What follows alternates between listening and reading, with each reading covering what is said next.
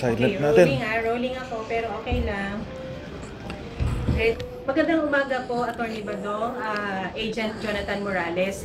Ano po ang inaasahan natin ngayon, Attorney Badong? Ang clients po natin won't be attending yung hearing before the House because we have raised issues with regard to the invitation. And for the purpose of such, that's why we will be filing a petition as approved by Sir Jonathan Morales, questioning the validity and constitutionality of the said invitation in aid of legislation. Kay Agent Jonathan Morales po, bakit po kaya sa tingin ninyo kayo ay na isama sa kategory ng pagiging pogo or narco vloggers ng House of Representatives? Yung ari ng tanong ko no? Dahil mukhang baliktad, ano? Dahil kung titignan naman natin na talagang ang kinu-question natin dito ay yung involvement nitong si Pangulong Ferdinand Bongbong Marcos Jr. at ng kanyang asawa dito sa illegal drug trade at ganun din dun sa paggamit nila ng ipinagbabawal na gamot. At ito ay mayroon akong mga ebidensya at ito talagang pinaninindigan ko na itong si Bongbong Marcos ay talagang gumagamit ng ipinagbabawal na gamot. Kaya nga dapat dito ang pinag-uusapan yung involvement ng mag-asawang Marcos sa illegal na droga, hindi doon sa mga vlogger na katulad namin na binibintangan kami na kami ay pinoponduhan ng mga drug lord. Baliktad hindi kaya kayo ang pinoponduhan para kami ay sirain. Yun Matapang po ninyong hinaharap ito at we all know kung ano na po ang naging pattern ng pagdinig sa Kongreso ng mga ganitong committee hearing. Handa po ba kayo sa pangalawang pagkakataon ay ma-cite in contempt na una nang nangyari sa inyo sa Senate, dito naman sa House of Representatives? Oo, nakahanda talaga kami, no? Lalo na. At ito talagang inaantay ko yung pagkakataong ito. Kaya lang pumasok itong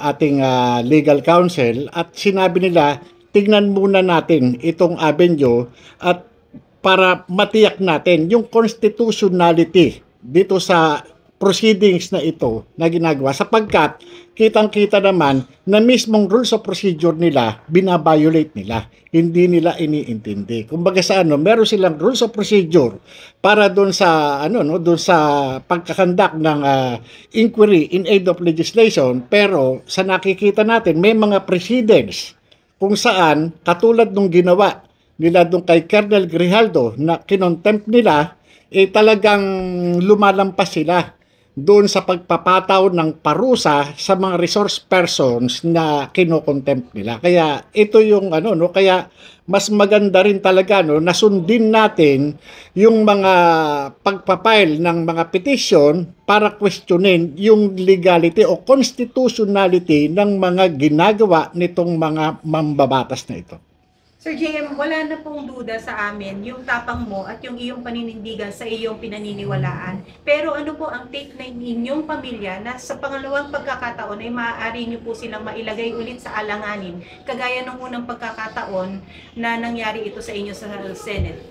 Alam niyo, nakakalungkot nga, pero pikit mata at talagang sarado ang tenga kapag katungkol doon sa mga pakiusap ng aking pamilya, sapagkat sa mga pagkakataong ganito mas nananaig yung yung sigaw, yung boses ng taong bayan, sapagkat kung sa pamamagitan ko ay isa ako sa magiging bahagi o gagamitin ng taong bayan para magkaroon ng katarungan, talagang mas pipiliin ko kaysa sa pamilya yung taong bayan.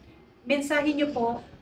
Sige, i-add ko na ngayon. Sa mga member ng Quadcom, Agent Jonathan Morales, bilang dating kagawad ng Philippine Drug Enforcement Agency, may umabot ba sa radar nyo na isa sa mga ito, ilan sa mga ito, ang gumagamit din ng ipinagbabawal na gamot?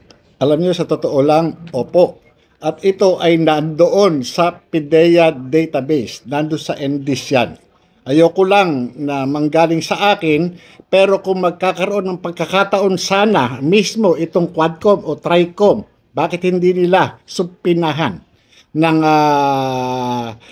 Duces Tecum, itong PIDEA para i-produce itong mga yung mga information o yung mga classified information para kahit na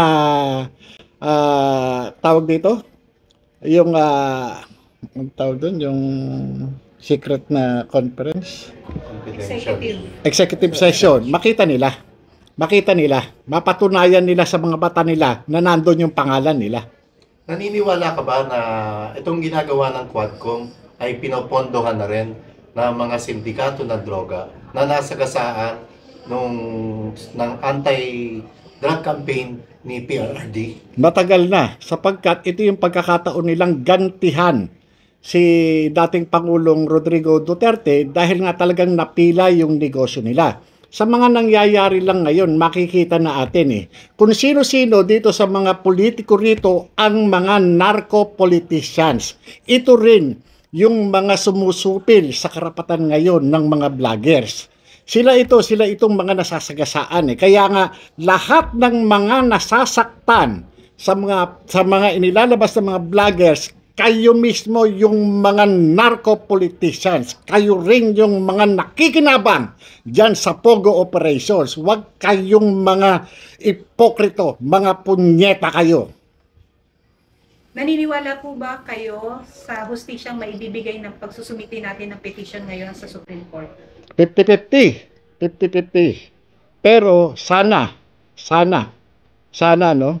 ibase nila doon sa doon sa mga jurisprudence o doon sa talagang matalinong pagtatasa na ito makita nila na talagang merong paglabag. Makikita naman talaga nila yan dahil merong rules of procedure na hindi ginagalang.